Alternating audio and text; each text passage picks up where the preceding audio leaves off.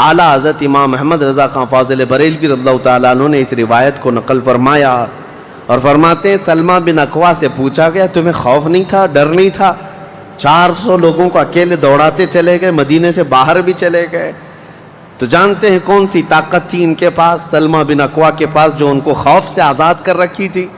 فرماتے ہیں ایک بار رسول اللہ صلی اللہ علیہ وسلم صحابہ سے بیعت لے رہے تھے، ہاتھ میں ہاتھ لے کر بیعت کر رہے تھے، تو سب حضور کے پاس ہاتھ دے رہے تھے، بیعت کر رہے تھے۔ حضور نے مجھ سے کہا سلمہ بن اکوع آ جاؤ، تم بیعت کر لو میرے ہاتھ پر۔ میں نے عرض کیا یا رسول اللہ پہلے ہی میں بیعت کر چکا ہوں۔ ایک بار وہ بیعت کر چکے تھے، حضور نے فرمایا دوبارہ کر لو، اس میں کیا حرج ہے؟ حضرت سلمہ بن اکوع کہتے ہیں میں نے دوبارہ حضور کے ہاتھ میں ہاتھ دیا، حضور نے بیعت کیا۔ تھوڑی دیر گزری تھی کہ صحابہ بیعت کر رہے تھے، حضور نے پھر پکارا سلمہ بن اکوع بیعت کیوں نہیں کر لیتے؟ کہا یا رسول اللہ میں نے 2 بار بیعت کی ہے۔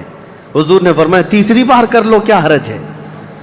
وہ حضرت سلمہ بن اکوع کہتے ہیں میں نے اپنا ہاتھ رسول اللہ کے ہاتھ میں تیسری بار دیا اور بیعت کیا، اور اس کے بعد جب نکلا حضرت سلمہ بن اکوع کہتے ہیں مجھے اس ہاتھ پر اتنا بھروسہ تھا کہ دنیا کی ہر طاقت کو دھول چٹا سکتا تھا، کہ رسول اللہ کے ہاتھ میں دیا ہوا ہاتھ ہے۔ ان کے پاس جو بے خوف ہونے کے لیے کوئی دولت تھی نا، بے باک ان صحابہ کو اگر کوئی چیز بناتی تھی تو یہی چیز ہے عشق مصطفیٰ، محبت مصطفیٰ، جس کو بریلی کے امام نے فرمایا ہے خوف نہ رکھ رضا ذرا تو ہے عبد مصطفیٰ، تیرے لیے امان ہے، تیرے لیے امان ہے۔ کسی شاعر نے کہا تھا کہ دیوان گانے عشق محمد کو دیکھ کر گھبرا گئی ہے گردش دوراں کبھی کبھی۔ حضور کے عاشقوں کو دیکھ کر کے دنیا کی طاقتیں بھی گھبرا جاتی تھیں کہ ان کے پاس ہے کون سی طاقت۔ تو یہ جو چھوٹی سی جنگ واقع ہوئی اس کو ذات القرد کہتے ہیں۔ اس کے 3 دن کے بعد ہی خیبر کی جنگ شروع ہو گئی تھی۔ اب خیبر پر ہم آتے ہیں۔ خیبر کیا ہے؟ تقریباً مدینہ طیبہ سے 320 کلومیٹر دور یا 300 کلومیٹر کے قریب ایک بستی ہے جس کو خیبر کہتے ہیں۔ خیبر یہودیوں کا گڑھ ہے، یہودیوں کا مرکز، اور اس وقت سے لے کر کے حضور صلی اللہ تعالیٰ علیہ وسلم کی مدینہ طیبہ آمد سے بھی کافی پہلے سے خیبر میں یہودیوں نے ایسا اپنا وہ جمایا ہوا تھا کہ پورے عرب کے سب سے بڑے مالدار یہودی خیبر میں رہتے تھے، اور جنگی طاقت بھی سب سے زیادہ ان کے پاس تھی، اور غرور اور گھمنڈ اتنا تھا، پیسوں پر بھی اور جنگ پر بھی، طاقت پر بھی، کہ وہ کسی کو بھی ڈرا دیتے تھے۔ اور جب سے نبی پاک صلی اللہ علیہ وسلم مدینہ طیبہ آئے ان کی دشمنی اتنی بڑھ گئی تھی کہ آپ کو معلوم ہونا چاہیے کہ جو جنگ خندق ہوئی تھی اس کا واقعہ بھی میں نے تفصیل سے بتا دیا۔ مدینہ طیبہ جنگ خندق جس وجہ سے ہوئی اس کا سبب یہودی تھے۔ یہودیوں نے مکہ کے کافروں کو، مشرکوں کو، نجد کے کافروں کو سب کو جمع کیا تھا اور پانی کی طرح پیسہ بہایا تھا جنگ میں۔ 12,000 لوگوں کو رسول اللہ کے خلاف اکٹھا کیا تھا یہودیوں نے۔ یہ خیبر کے یہودی تھے، کیونکہ نبی پاک صلی اللہ تعالیٰ علیہ وسلم جب تشریف لائے تھے 2 قبیلے یہودیوں کے مدینے میں آباد تھے، بنو نذیر اور بنو قریظہ۔ آپ کو میں نے سیرت کے بیان میں یہ بھی بتا دیا تھا، اور یہ دونوں قبیلوں نے حضور صلی اللہ علیہ وسلم کے ساتھ غداری کی تھی، وعدہ خلافی کیا، معاہدہ جو تھا اس کو توڑ دیا۔ اس کی وجہ سے ان یہودیوں کو جو مدینے میں رہتے تھے جلا وطن کر دیا گیا تھا، نکال کر باہر کر دیا گیا۔ تو جتنے مدینے سے نکالے ہوئے یہودی تھے وہ سب خیبر میں جا کر جمع ہو گئے تھے۔ خیبر میں جا کر کے ان لوگوں نے اڈا بنا لیا تھا، اور ڈیلی ان کی صرف اور صرف یہی منصوبہ بندی ہوتی تھی کہ محمد صلی اللہ علیہ وسلم اور ان کے ساتھیوں کو کیسے مارا جائے، کیسے قتل کیا جائے۔ کوئی بھی دور دراز سے اگر چھوٹی سی دشمنی رکھتا تھا رسول اللہ سے تو یہ یہودی خیبر کے پورا کا پورا مال ان کے پاس بھیجتے اور ان کو کھڑا کرتے کہ تم جاؤ، ہم سپورٹ میں ہیں، ہم سپورٹ کریں گے۔ ساری جنگوں میں مشرکوں کا سپورٹ کرتے تھے۔ اب میں آپ کو بتاؤں جن کے دلوں میں اتنا زہر بھرا ہوا تھا رسول اللہ صلی اللہ علیہ وسلم کی دشمنی کا، اب ان لوگوں نے دیکھا کہ یہ اب ان کی طاقت بڑھتی جا رہی ہے، اور بادشاہوں کو تک ان لوگوں نے اسلام پیش کر دیا، اور اسلام اب مکہ مدینے کا نہیں رہ گیا، اب تو ایران بھی چلا گیا ہے، مصر بھی چلا گیا ہے، حبشہ بھی چلا گیا ہے، یمن بھی چلا گیا ہے۔ تو ان کے پیٹ کا درد اور بڑھ گیا، ان لوگوں نے پھر اب فیصلہ کرنا شروع کیا کہ اب سارے لوگوں کو جمع کرتے ہیں. ایک قبیلہ تھا بنو غطفان، یہ مشرکوں کا قبیلہ تھا اور وہ جنگی طاقت بہت زیادہ رکھتے تھے. اس وقت عرب میں وہ نڈر مانے جاتے تھے. یہودیوں نے ان کو بلا کر کے جنگ کا پلان کیا کہ مدینے پر اچانک چڑھائی کریں گے اور تہس نہس کر کے رکھ دیں گے، کسی کو خبر بھی نہ ہو، پورے مدینے کی اینٹ سے اینٹ بجا دیں گے. انہوں نے پلان کیا راتوں رات، لیکن مخبر صادق رسول اللہ صلی اللہ تعالیٰ علیہ وسلم کا حال یہ ہے، اور کوئی غیب کیا تم سے نہا ہو بھلا. نبی پاک صلی اللہ تعالیٰ علیہ وسلم کو خبر ہوئی کہ یہودیوں نے میٹنگ کی ہے اور راتوں رات مدینے پر چڑھائی کرنے والے. دوسرے دن حضور پاک صلی اللہ تعالیٰ علیہ وسلم نے صحابہ کو جمع کیا، تو جتنے صحابہ تھے سب جمع ہو گئے. تقریباً 1600 صحابہ تھے. کتنے؟ 1600 صحابہ. 1600 صحابہ مدینہ طیبہ سے نکل پڑے حضور کے ساتھ کہ ان یہودیوں کو خیبر سے نکلنے سے پہلے ان کا راستہ ہم روکیں گے کہ مدینے پر کوئی بھی چڑھائی نہ کر سکے.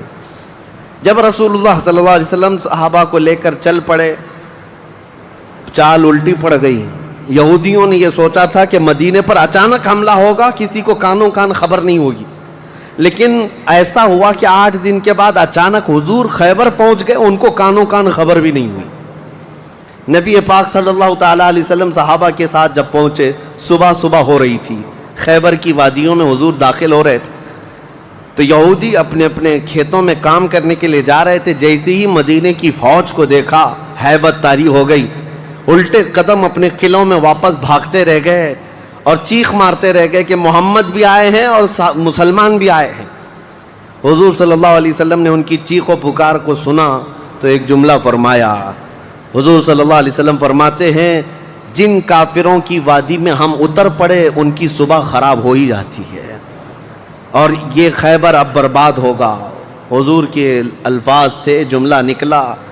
صحابہ کرام اتنی جوش سے نعرہ لگا رہے تھے کہ یہودیوں کے سارے قلعے صحابہ کی آواز سے گونجنے لگ گئے. خیبر میں 8 قلعے تھے، 8 مشہور قلعے. انہوں نے بہت مشہور اس وقت کی طاقتور یعنی عمارتیں ایسی بنا رکھی تھیں کہ ان کا یقین تھا کہ کوئی ان قلعوں کو توڑ نہیں سکے گا. اور حد تو یہ ہے کہ آج 1400 سال گزر گئے، ابھی بھی وہ قلعے موجود ہیں، آج بھی موجود ہیں خیبر میں. وہ قلعوں کے باقیات، کھنڈرات ابھی بھی موجود ہیں. اب آپ اندازہ کریں کہ 14 صدیاں گزرنے کے بعد اب بھی وہ قلعے ہیں تو اس وقت کتنے محفوظ رہے ہوں گے، کتنے مضبوط رہے ہوں گے. ان کو بڑا غرور تھا. 8 مشہور قلعے تھے، قلعہ ناعم، قلعہ نطات، قلعہ قموس. ان کے نام تھے الگ الگ، ہر قلعہ الگ الگ کاموں کے لیے استعمال ہوتا تھا. اب نبی پاک صلی اللہ تعالیٰ علیہ وسلم خیبر جب پہنچے، 1600 صحابہ ہیں.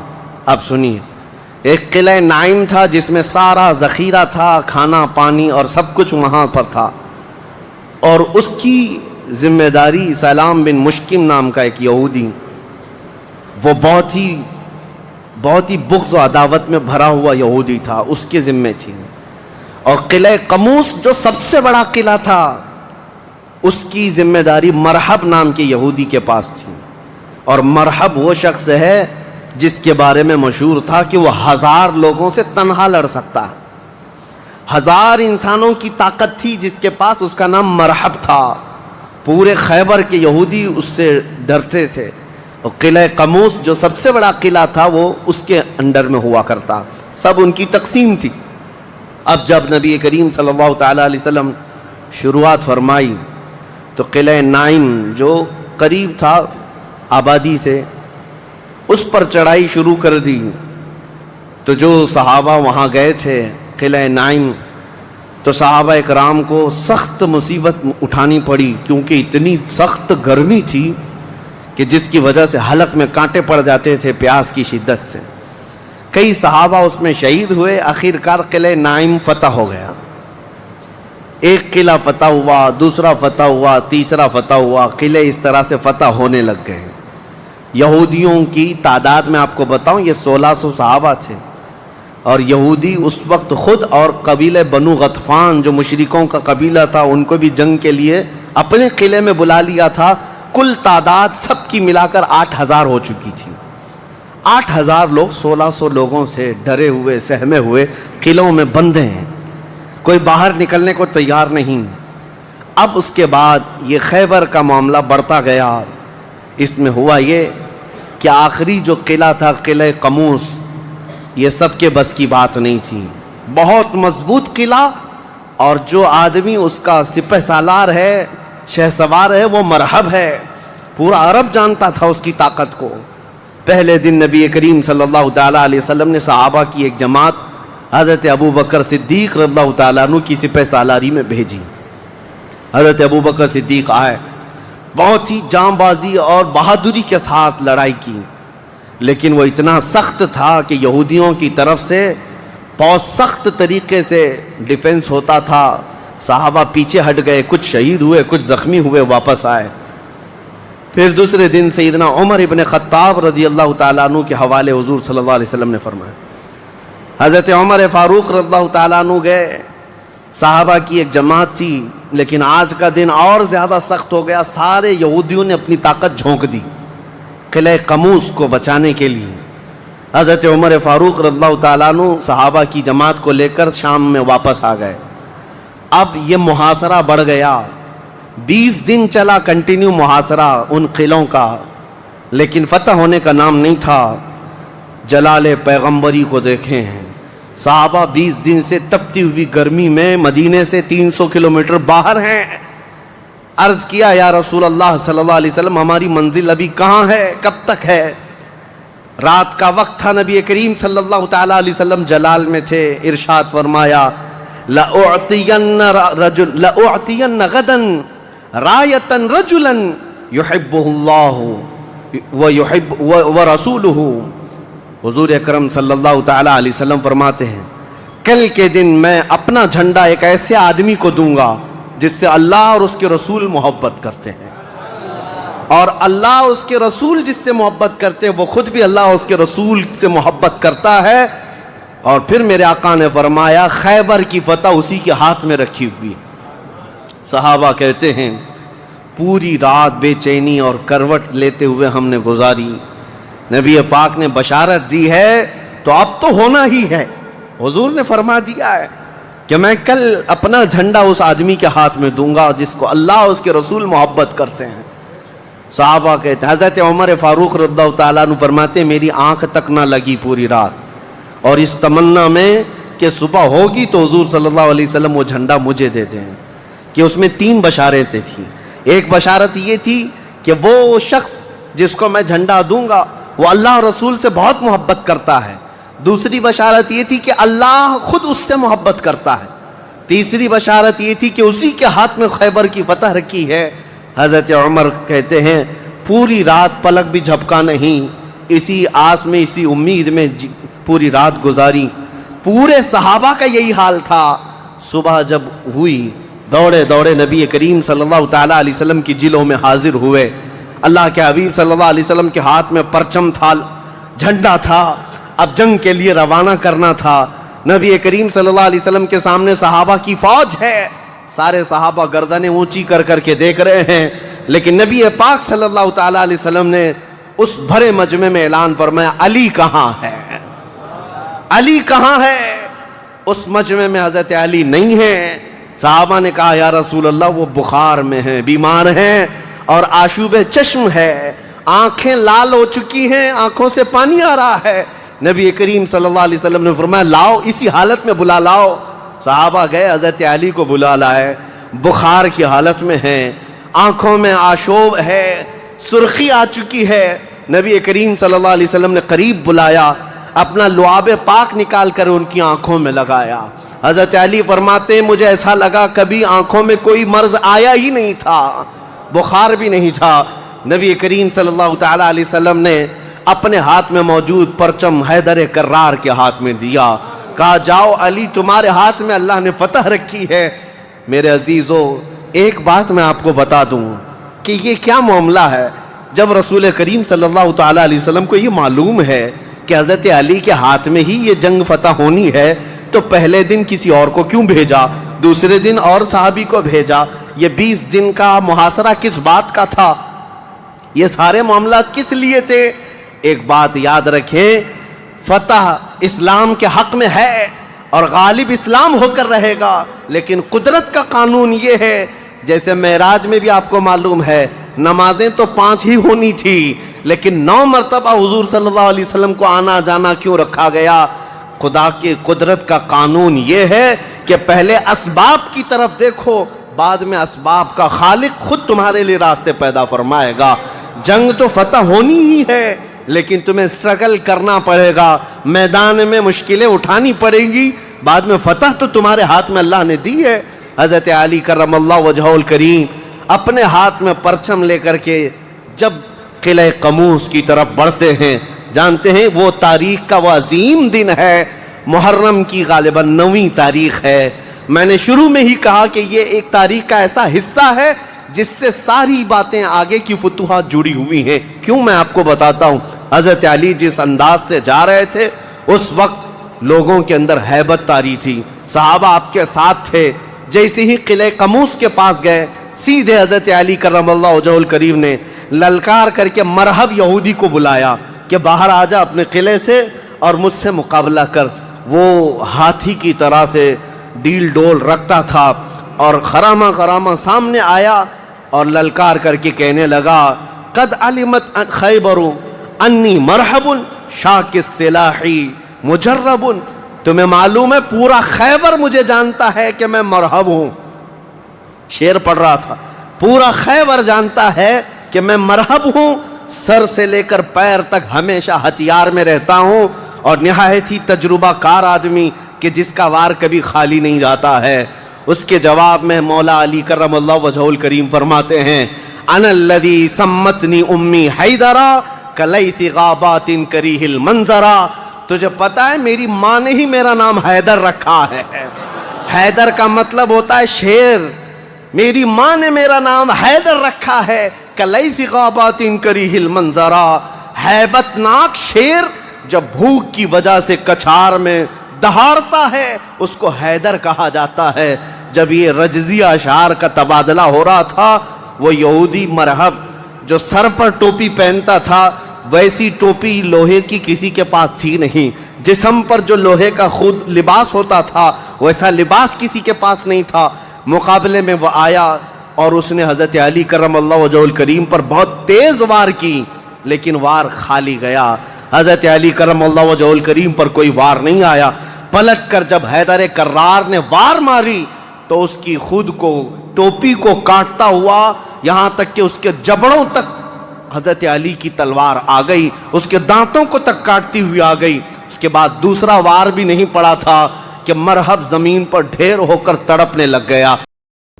حضرت مولا علی رضی اللہ تعالی عنہ کی یہ باتیں ہمیشہ یاد رکھنا، کامیاب ہو جاؤ گے. حضرت مولا علی فرماتے ہیں رزق کے پیچھے اپنا ایمان خراب نہ کرو، کیونکہ رزق انسان کو ایسے تلاش کرتا ہے جیسے مرنے والے کو موت تلاش کرتی ہے. دوستی کا بھرم صرف وہ لوگ رکھ سکتے ہیں جن کا بہت بڑا دل ہوتا ہے. دکھ میں کبھی پچھتاوے کے آنسو نہ بہاؤ، کیونکہ تم خوش نصیب ہو کہ اللہ تعالیٰ نے تمہیں آزمائش کے قابل سمجھا. حضرت مولا علی فرماتے ہیں میری 5 باتیں ہمیشہ یاد رکھنا، کامیاب رہو گے. پہلی بات، اللہ تعالیٰ کے علاوہ کسی سے کوئی امید نہ رکھنا، کیونکہ اللہ تعالیٰ کے سوا کوئی ذات نہیں جو تمہاری امیدوں کو پورا کر سکے. دوسری بات، اپنے گناہوں کے علاوہ کسی چیز سے نہ ڈرنا کہ کل کو جب اپنے اللہ کے سامنے جاؤ گے تو اللہ کو کیا منہ دکھاؤ گے. اس لیے ہر وقت یہ خوف دل میں رکھو کہ کوئی گناہ تم سے سرزد نہ ہو، اور جو گناہ ہو چکے ان پر اللہ پاک سے استغفار کرو. تیسری بات یہ ہے کہ اگر تم سے کوئی ایسی بات پوچھی جائے جس کا تمہیں علم نہ ہو تو یہ کہتے ہوئے نہ شرمانا کہ میں نہیں جانتا. بہت سے لوگ ایسے ہیں جو کسی چیز کے بارے میں نہیں جانتے پھر بھی تکے لگانا شروع کر دیتے ہیں. کسی دوسرے موقع پر حضرت مولا علی نے یہ بھی فرمایا تھا کہ اس بات کا اقرار کر لینا کہ میں اس بارے میں نہیں جانتا، یہ بھی آدھا علم ہے۔ چوتھی بات یہ ہے کہ جس بات کا تمہیں علم نہ ہو تو اس کے بارے میں علم حاصل کرنے کی کوشش کرو اور اس کے بارے میں علم حاصل کرو۔ اور آخری بات یہ فرمائی کہ صبر ہر حال میں کیا کرو، صبر ہر حال میں کیا کرو، کیونکہ صبر کرنا انسان کے لیے بہتر ہے اور صبر ایمان کا حصہ ہے۔ بلکہ یہاں تک فرمایا کہ صبر کا مقام ایسا ہے جیسا کہ بدن میں سر کا مقام ہے۔ معلوم ہوا کہ صبر کا ایمان کے ساتھ گہرا تعلق ہے، اس لیے ہمیں صبر کا دامن کبھی نہیں چھوڑنا چاہیے۔ مشکلات ہمیشہ بہترین لوگوں کے حصے میں آتی ہیں کیونکہ وہ اس کو بہترین طریقے سے انجام دینے کی صلاحیت رکھتا ہے۔ تو دوستو، آپ حضرات اہل سنت کا بے باک نقیب اور شاندار خطیب حضرت علامہ مفتی سلمان اظہری صاحب قبلہ کا بہت ہی شاندار ایمان افروز خطاب سماعت کر رہے ہیں۔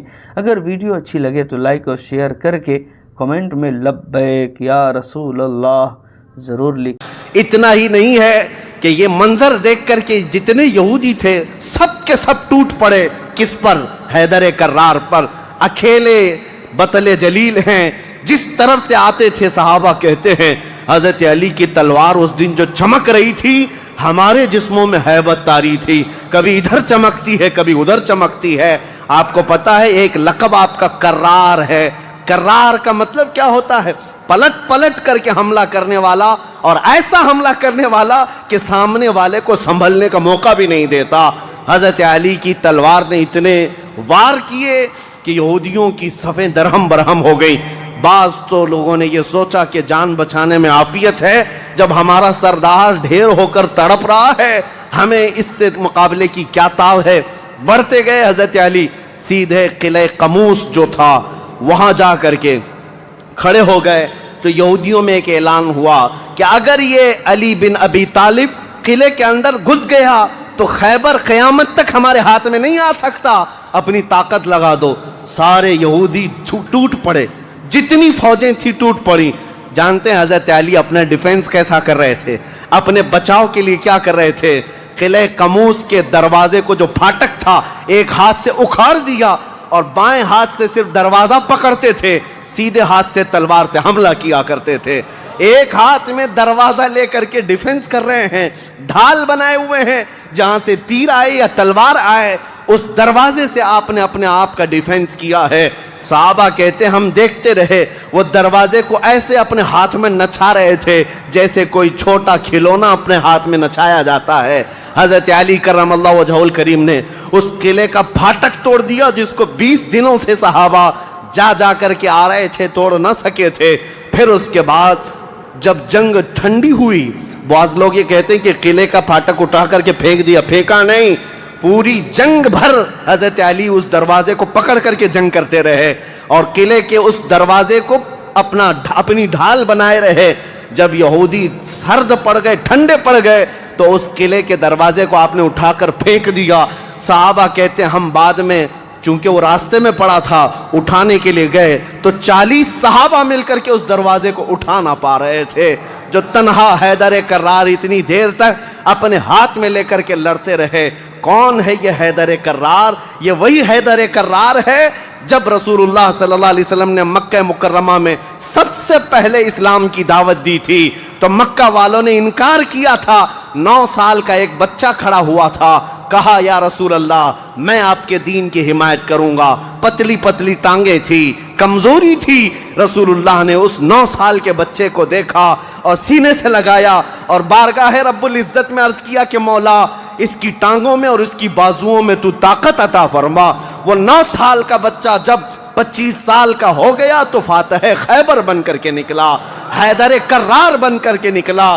اسی لیے سچ کہا ہے جس نے کہا ہے شاہ مرداں شیر یزداں قوت پروردگار، لا فتح الا علی لا سیف الا ذوالفقار۔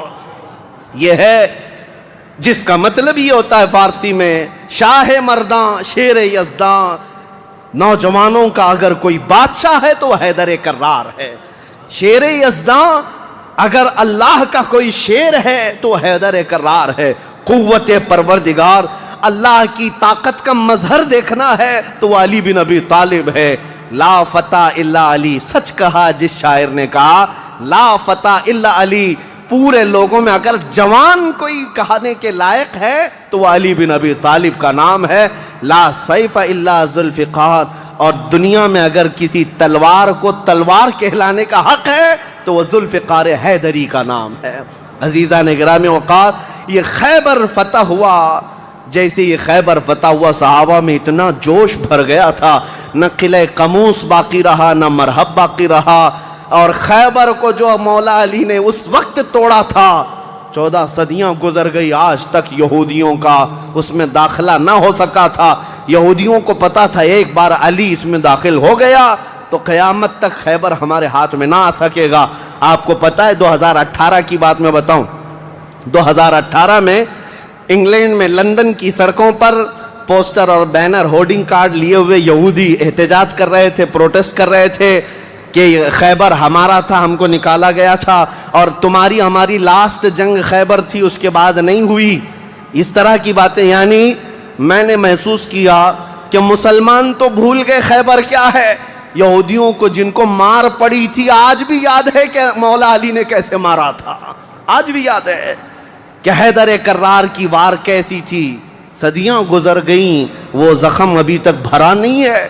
اسی لیے میرے عزیزو، آپ کو دیکھنا چاہیے کہ گریٹر اسرائیل کا نقشہ جو انہوں نے بنایا ہے، اسرائیل جو آج فلسطین کے حصے میں زبردستی قبضہ کیا ہوا ایک چھوٹا سا ملک، ناجائز قبضہ، انہوں نے جو اپنے خوابوں کا ایک نقشہ بنایا ہے کہ اسرائیل کہاں تک ہوگا. انٹرنیٹ پر دیکھیں گے تو آپ محسوس کریں گے انہوں نے گریٹر اسرائیل کا نقشہ جو بنایا اس میں خیبر بھی شامل کیا ہے کہ خیبر تک، مدینے کی وادیوں تک ان کو اسرائیل بنانا ہے. جہاں سے ہم نکلے تھے وہاں واپس آئیں گے، لیکن انشاءاللہ العزیز ایسا کبھی نہیں ہوگا. مولا علی کرم اللہ وجہہ الکریم کی وار جو پڑی تھی وہ قیامت تک تازہ رہے گی انشاءاللہ. میرے عزیزو، خیبر فتح ہونے کے بعد اب عدل مصطفیٰ کو بھی دیکھو. نبی کریم صلی اللہ تعالیٰ علیہ وسلم یہ وہ یہودی ہیں جو ساری جنگوں میں جڑ کا کام کرتے رہے، جڑ کا کام کرتے رہے، لوگوں کو بھڑکانے میں، حضور کے خلاف دشمنی پر ابھارنے میں، پیسہ بہانے میں، سب کام کرتے رہے. آج سب ٹوٹ کر بکھر گئے. نبی کریم صلی اللہ تعالیٰ علیہ وسلم کو اب کیا کرنا تھا. حضور صلی اللہ علیہ وسلم نے دوسرے دن جب صحابہ سے مشورہ لیا، صحابہ نے عرض کیا جیسے ان کو مدینے سے بھگایا گیا تھا خیبر سے بھی نکال دیں، یہاں سے بھی نکال کر ان کو جلا وطن کر دیں. لیکن وہ مصطفیٰ کریم صلی اللہ تعالیٰ علیہ وسلم جو عظیم اخلاق لے کر کے زمین پر تشریف لائے، خیبر کے یہودیوں سے پوچھا کہ تم کو جلا وطن کیا گیا تھا اور تم نے بار بار ایگریمنٹ توڑا، معاہدے توڑے، اب یہاں سے بھی تمہیں جلا وطن کرنے کا مشورہ آیا ہے صحابہ سے. یہودیوں نے رونا دھونا شروع کیا اور کہا آپ اللہ کے نبی محمد مصطفیٰ صلی اللہ علیہ وسلم عدل کے شہسوار ہیں، ہمیں موقع عطا کریں. ہم خیبر چھوڑ کر جانا نہیں چاہتے، ہماری زمینیں ہمیں دے دیں، لیکن سال بھر میں جتنی بھی اس کی آمد ہوگی اس کا آدھا ہم مدینے پہنچا دیں گے، کھجوریں ہوں، فصلیں ہوں. نبی کریم صلی اللہ تعالیٰ علیہ وسلم نے سب کو معاف کر دیا، خیبر ان کے حوالے کر دیا، اور پھر وہ آدھا حصہ مدینہ طیبہ ہر سال دینے کے لیے راضی ہو گئے. اور اس پر حضور صلی اللہ علیہ وسلم نے فیصلہ فرما لیا. اب اتنی بات نہیں، حضرت عبداللہ بن رواحہ رضی اللہ تعالیٰ عنہ ہر سال جب یہ خیبر آتے یا ایک دوسرے صحابی یہ آدھا حصہ لینے کے لیے آتے تھے تو پورے خیبر کے یہودی مال جمع کرتے، اس میں آدھا آدھا حضرت عبداللہ فرما دیتے، اور اس کے بعد یہ نہیں ہے کہ لے کر کے نکل جاتے، سارے یہودیوں کو جمع کرتے، کہا میں نے پورے مال کا آدھا آدھا کیا ہے، ان میں سے جو حصہ تمہیں پسند ہے وہ رکھ لو، باقی مدینے بھیج دو. یہودی کہتے ہیں ایسا عدل ہم نے کہیں دیکھا ہی نہیں کہ ہمیں پہلے کہہ دیا جائے، ورنہ کوئی بھی ہوتا حاکم تو اچھا مال اٹھا لیتا اور برا مال چھوڑ کے چلا جاتا. یہ رسول اللہ کے صحابہ تھے، کہتے جو تمہیں پسند ہے وہ رکھ لو، جو چھوٹ گیا وہ مدینے بھیج دو. اتنے ہونے کے باوجود بھی حضور صلی اللہ تعالیٰ علیہ وسلم کے ساتھ انہوں نے کیا کیا. حضور 3 دن کے بعد خیبر سے نکل رہے تھے. زینب نام کی ایک خاتون تھی جس کا شوہر قتل ہو گیا تھا، وہ حضور صلی اللہ تعالیٰ علیہ وسلم کے پاس بڑی محبت لے کر کے آئی، بہت محبت کے ساتھ، اور یوں کہا کہ میں آپ کی پیروکار ہوں، بڑی مشتاق تھی آپ کے دیکھنے کی، آپ میرے گھر تشریف لائیں۔ حضور صلی اللہ تعالیٰ علیہ وسلم کو اور کچھ صحابہ کو اس نے اپنے گھر پر دعوت کی، اور دعوت کیا کیا، کھانے میں اور گوشت میں نہایت ہی خطرناک زہر ملایا اور حضور صلی اللہ تعالیٰ علیہ وسلم کو زہر دیا۔ جو صحابہ موجود تھے حضور صلی اللہ علیہ وسلم کے ساتھ دعوت میں، جیسی حضور نے پہلا لقمہ اٹھایا، جو گوشت کی بوٹی تھی یا جو لقمہ تھا، وہی بول پڑا رسول اللہ صلی اللہ علیہ وسلم کہ مجھ میں زہر ملا ہوا ہے۔ نبی کریم صلی اللہ تعالیٰ علیہ وسلم نے ابھی اپنی زبان پر لگایا ہی تھا، نکال کر پھینک دیا، لیکن دوسرے ایک صحابی حضور سے پہلے پیٹ بھر کر کھا چکے تھے اور وہ زہر کے اثر سے فوراً ہی شہید ہو گئے۔ یہ یہودیوں نے حضور کے معافی کے بعد، اعلان کے بعد، پھر بھی یہ ہرزہ سرائیاں، یہ سارے کام کرتے رہے اور آج تک کرتے آئے ہیں۔ آج تک نبی کریم صلی اللہ تعالیٰ علیہ وسلم نے اس کے باوجود، معلوم ہونے کے بعد، یہودیوں کو بلایا کہ اس خاتون کا کیا کیا جائے۔ اس نے اقرار کر لیا، کہا کہ ہاں ہم نے زہر ملایا تھا۔ کہا کیوں؟ کہا ہم یہ دیکھ رہے تھے اگر آپ اللہ کے سچے رسول ہیں تو آپ کو خبر ہو جائے گی، ورنہ ہم کو آپ سے نجات مل جائے گی، ہم بچ جائیں گے، آپ زہر سے ختم ہو جائیں گے۔ نبی کریم صلی اللہ تعالیٰ علیہ وسلم تو زہر کے اثر سے کچھ نہیں ہوا اور حضور بچے اس زہر سے، لیکن ان یہودیوں میں سے کوئی بھی اسلام کی طرف آیا بھی نہیں۔ نبی کریم صلی اللہ تعالیٰ علیہ وسلم نے اس خاتون سے بدلہ نہیں لیا، اسے معاف کر دیا۔ اپنی ذات کے لیے حضور نے کبھی بدلہ لیا ہی نہیں۔